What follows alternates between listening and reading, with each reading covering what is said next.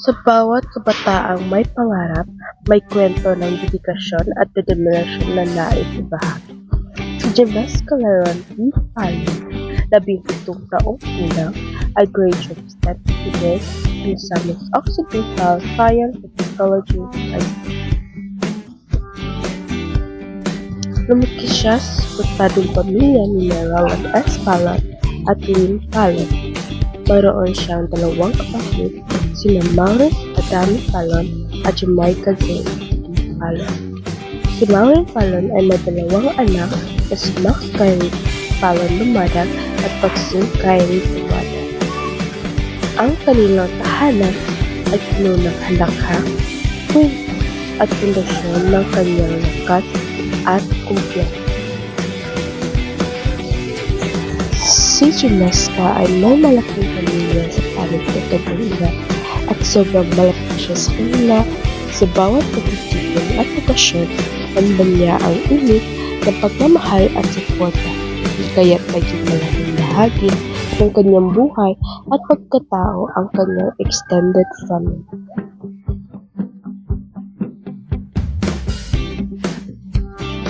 Mahalaga rin sa kanya ang pagkakaibigan.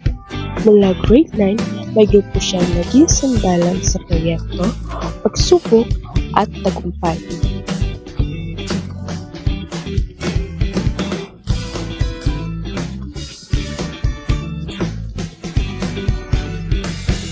Malaki ang bahagi ng mga kaibigang ito sa kung sino siya ngayon.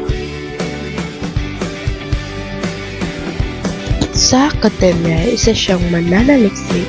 Ninutawan siya sa Division Science and Technology Fair at nagwagi ng ikalawang pwesto sa Life Science Team category.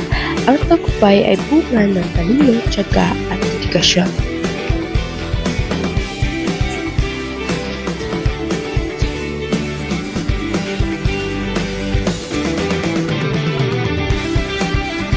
Aktibo rin siya sa Psychic Movers at sa Linggo ng Kabataan at Dance Competition ay nakamit nila ang ikalawang pwesto.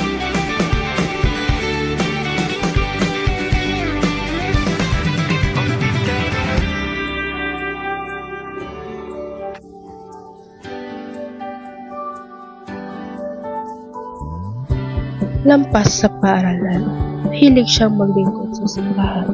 Sa loob ng 4 na taon, miyembro siya ng choir at nagtugtog ng violin na inaalay bilang pasasalamat sa Diyos.